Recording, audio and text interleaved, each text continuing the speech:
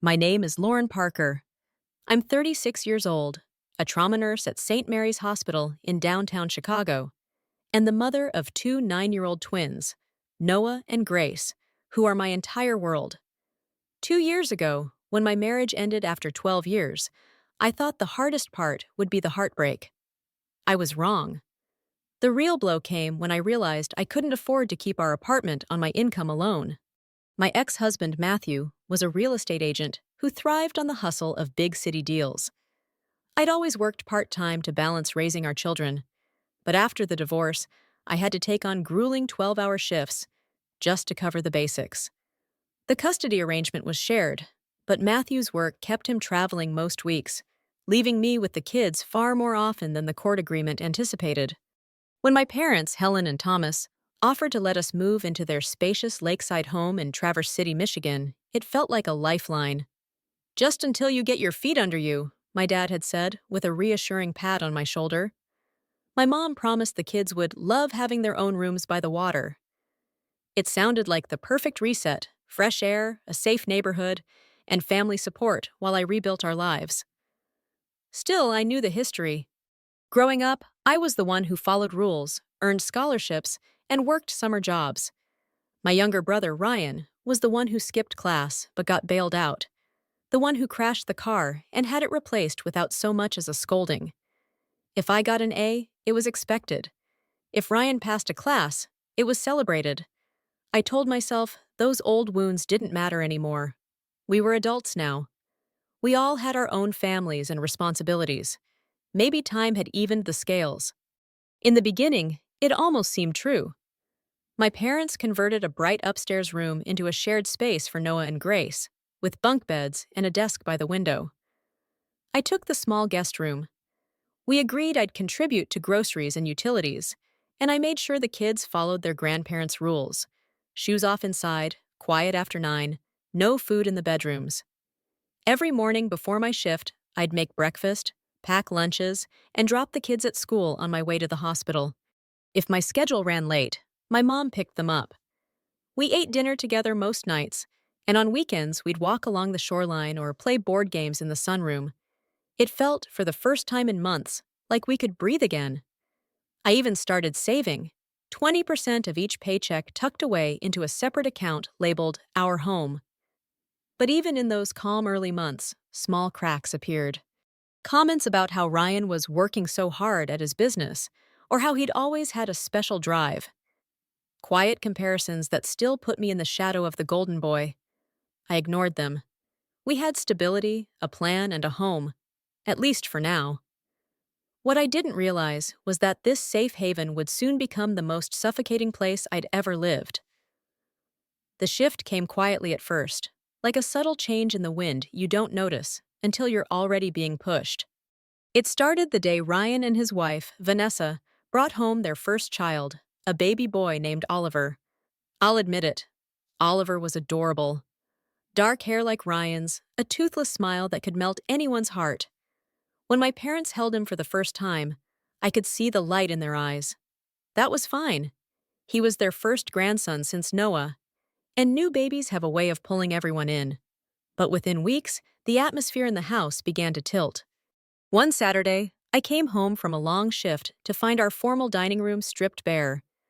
The heavy oak table and chairs were gone, replaced by a pristine white crib, a rocking chair, and shelves stacked with baby toys. My mother beamed as she smoothed the edges of a new pale blue rug. "Mom, what happened to the dining room?" I asked, setting down my bag. "Oh, Ryan and Vanessa needed a place for Oliver to nap when they visit," she said, as if it were obvious. "This way, they don't have to lug all his things across town." "They have a 4-bedroom house," I reminded her gently. "Yes, but this will make things easier for them. You understand." It wasn't really a question. From then on, our lives revolved around Oliver's schedule. My mom canceled school pickups for Noah and Grace if Ryan needed her to run errands or watch the baby just for an hour. I started getting texts at work. "Can you figure out dinner tonight? Ryan and Vanessa are here with Oliver." At Christmas, the favoritism became impossible to ignore. Oliver received an avalanche of gifts: a miniature leather recliner, a toy train set big enough to fill a living room, a custom quilt embroidered with his name. Noah and Grace unwrapped sweaters that were clearly on sale, and one shared board game. They didn't complain, but I saw Noah's face fall when Oliver's pile grew taller than he was.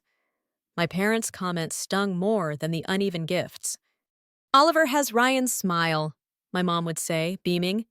"Just like his daddy at that age." When it came to my kids, it was always, "They look so much like Matthew's side of the family," delivered with a tone that made it sound like a flaw. I told myself to let it go. I reminded Noah and Grace to be patient, that babies need more attention, that their grandparents still loved them. But inside, unease was growing. Then, one night as I came home late, I passed the kitchen and heard Ryan's voice low and tense. "I can't cover another payment this month," he was saying. "Don't worry," my father replied. "We'll figure something out." I froze in the hallway, my hand still on the strap of my bag. Payments? For what? I slipped past without being seen, but a seed of suspicion took root. Something about Ryan's perfect life didn't add up. And soon, I would learn just how far my parents would go to protect it. It was a Tuesday evening in early March when the next shift happened. Swift, unapologetic, and without a single conversation with me. I came home from the hospital to find Ryan's SUV parked crooked in the driveway, its trunk open and spilling boxes onto the wet pavement. Inside, the hallway was crowded with suitcases, diaper bags, and a folded playpen leaning against the wall. "What's going on?" I asked, stepping carefully over a box labeled Oliver's books.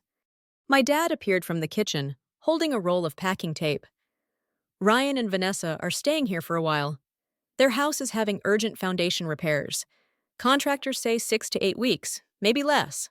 No one had called me.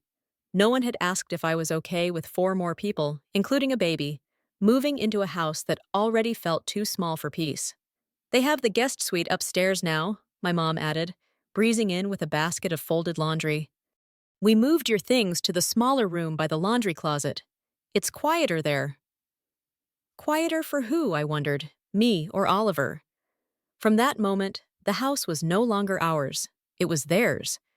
Ryan's voice filled the living room every evening, loud over whatever I was trying to watch with the kids. Vanessa's laptop sat permanently on the kitchen island, her cords and papers spreading like ivy. And the rules, they changed overnight. Grace's violin practice, which had always been fine before dinner, was suddenly too disruptive because Oliver needed his evening nap. Noah's art projects were messy and had to be confined to his room, which meant balancing canvases and paint water on his bed. One night, I came home to find Vanessa going through the small desk I kept in my bedroom. "What are you doing?" I asked sharply. She smiled, not even embarrassed. "Looking for some extra printer paper. I figured you wouldn't mind. I work from home now, so I need a proper setup."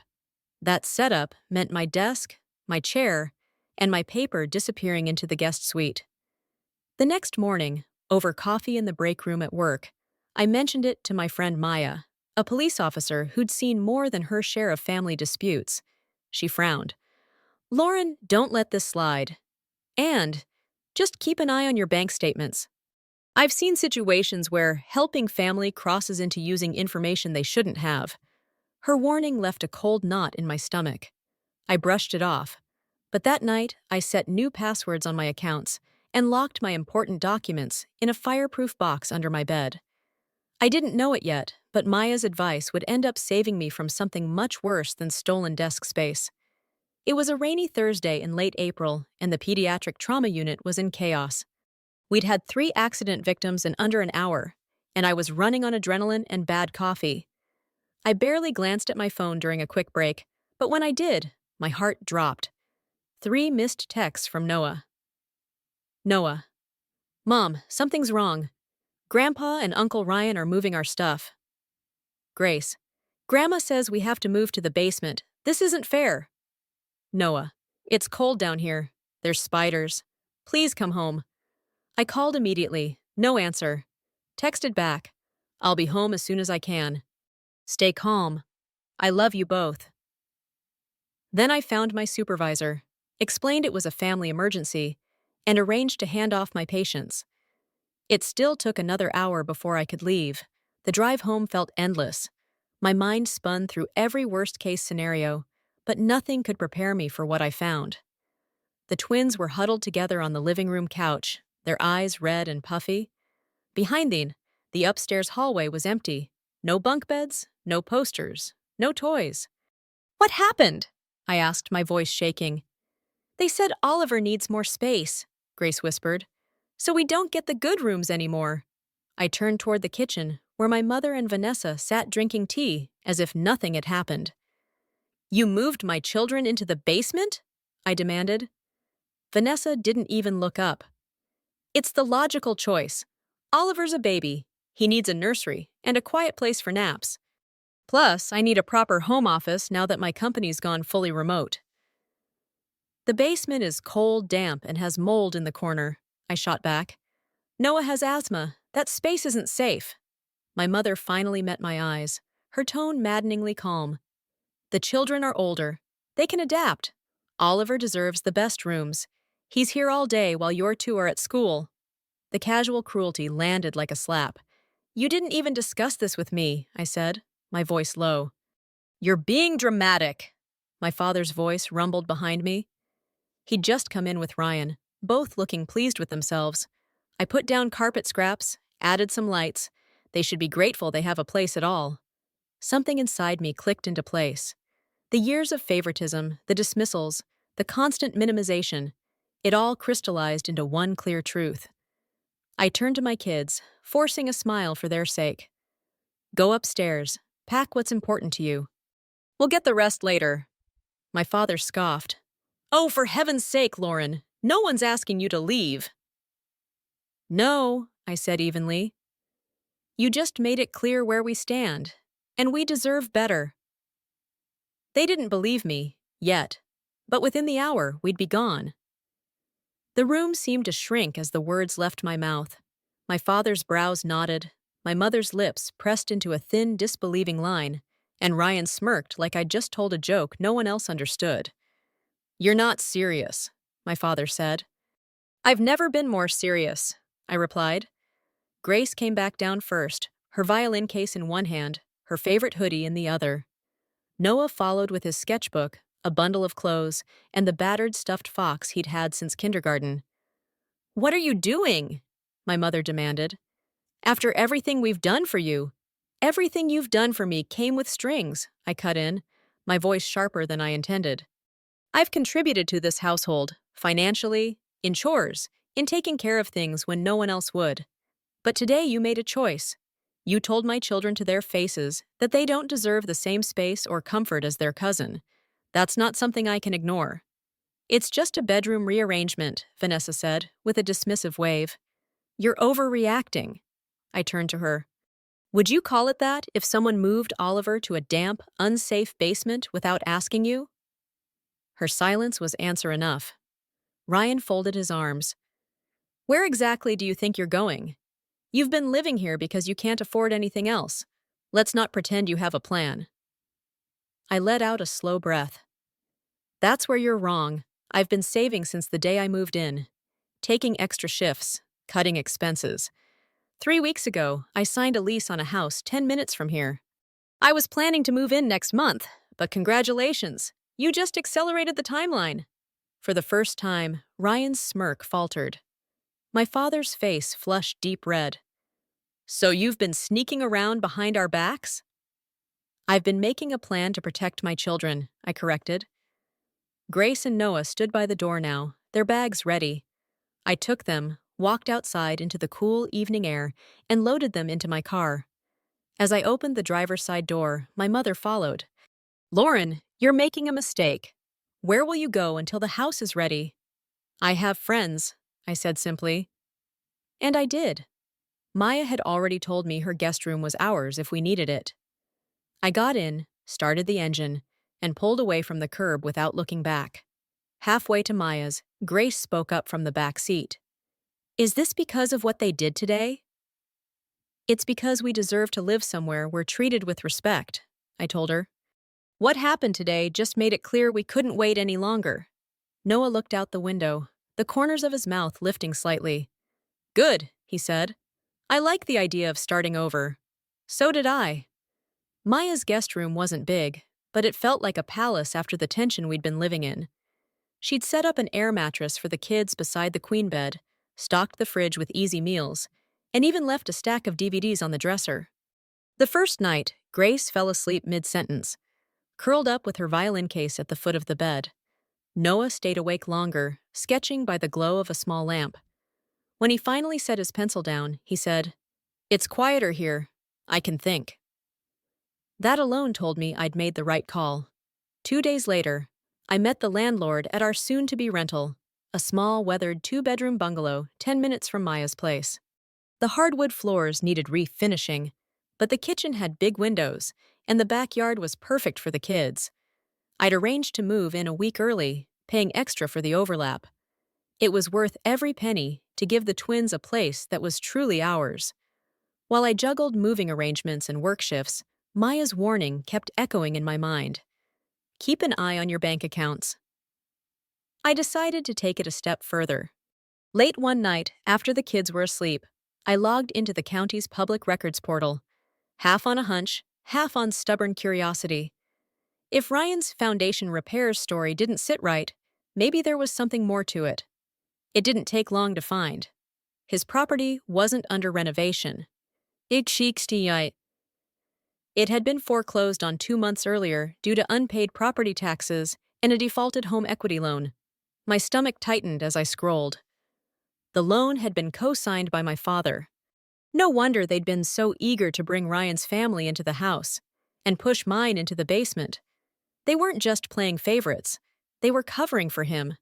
The more I dug, the worse it got. 3 separate liens had been filed against Ryan's failed business. There were even court dates scheduled in the coming months for creditors seeking repayment.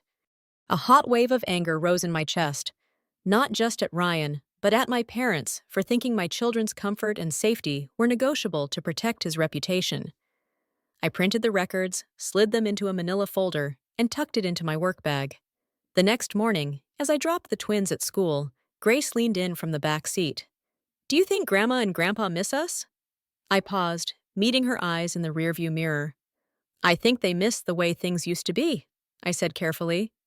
"But sometimes the way things used to be wasn't good for us." She nodded slowly, as if she understood more than her 9 years should allow. I decided then, I wasn't just moving on. I was going to confront them with the truth. I invited my parents over a week after we'd settled into the bungalow.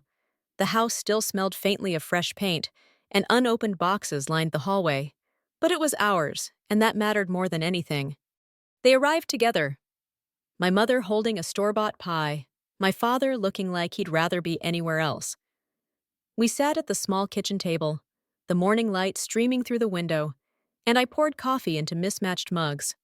"I thought we should talk," I began, "because there are things I know now that I didn't before." My father's eyes narrowed. "If this is about the basement, it's about why you moved my children there in the first place," I cut in. I slid the manila folder across the table. "Go ahead, take a look." My mother hesitated, then opened it. The foreclosure notice was right on top, followed by the loan default documents and court summonses. Her face paled. My father's jaw tightened as he read over her shoulder. "Where did you get this?" he demanded. "It's public record," I said evenly. "Your son's house wasn't under renovation. It was taken because he couldn't pay for it. And those loans? You co-signed them. Which means you've been covering for him and letting my kids be shoved aside so you could protect his mess." "That's not," my father began. "It's exactly what happened," I said, my voice low but steady. "You thought I'd never find out. You thought you could make me and the twins smaller, quieter, less visible, so Ryan's situation wouldn't raise questions." My mother's lips trembled. "We were just trying to help him through a hard time." "At our expense," I said. "At your grandchildren's expense. That's not help. That's favoritism turned into harm." Ryan's name lit up my phone at that exact moment, vibrating across the table. I didn't answer. "Does he know you know?" my father asked. "Not yet," I said. "And don't worry, I'm not going to spread this around the family.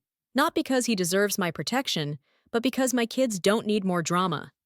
But understand this, whatever hold you thought you had over me is gone. I have my own home, my own income, and my own boundaries now. For the first time, they had no quick retort. A week later, Vanessa called. Her voice was brittle. "We're struggling, Lauren. If you could take Oliver a few afternoons a week." "No," I said simply. "I have my hands full with my own children." There was silence on the line before she hung up. For the first time in years, I felt the balance shift. They needed me now, and I didn't need them. 6 months later, life looked completely different. The bungalow had transformed from a half-empty rental into a warm, lived-in home. The hallway was lined with framed photos the twins had picked themselves, Noah's candid snapshots from the park, Grace's recital picture in her crisp white blouse and black skirt. The fridge was crowded with drawings, practice schedules, and colorful magnets. Noah had joined an after-school art program, his confidence blossoming under the encouragement of a patient mentor. Grace had earned a spot in the youth orchestra and practiced every evening in her own room, her music floating down the hall without anyone shushing her. At work, I'd been promoted to head trauma nurse, a role that meant steadier hours, a better salary, and the ability to plan our lives without constant financial strain. For the first time since the divorce, I wasn't just surviving. I was building something. My parents had started making cautious efforts to repair the damage. They visited once a month, bringing groceries or small gifts for the twins. The conversations were civil, even warm at times, though I kept my boundaries firm. They hadn't mentioned Ryan's foreclosure again, and I didn't ask about it. One crisp October afternoon, during a backyard barbecue, Grace tugged on my sleeve as the last of our guests left. "Mom," she said, "I like it here. I can breathe." Those 5 words settled deep in my chest. That was it. That was the measure of every decision I'd made since the day I told them to pack their bags. In November, a 3-bedroom cottage in our neighborhood went up for sale. It was older, but well kept, and the price was within reach thanks to my promotion and careful saving. I made an offer and held my breath until the call came. Accepted. The day we closed, I picked up the keys alone.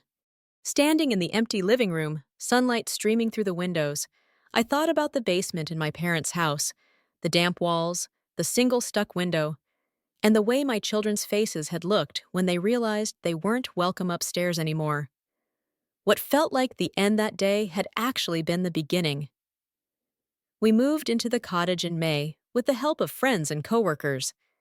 Even my parents came, hauling boxes and setting up furniture without complaint. That evening, we sat on the back porch, the twins chasing each other in the yard as the sun set. "This is a good home," my mother said quietly. "You've done well, Lauren." "Thank you," I said, and this time I believed it without needing their approval. I'd learned that family isn't just about shared blood. It's about mutual respect, kindness, and the willingness to value each other equally. And sometimes, the bravest thing you can do is walk away from what's familiar to protect what's precious. As I tucked Noah and Grace to bed that night, in rooms they could truly call their own, I knew one thing for certain. We had come through the storm and we were finally standing on solid ground.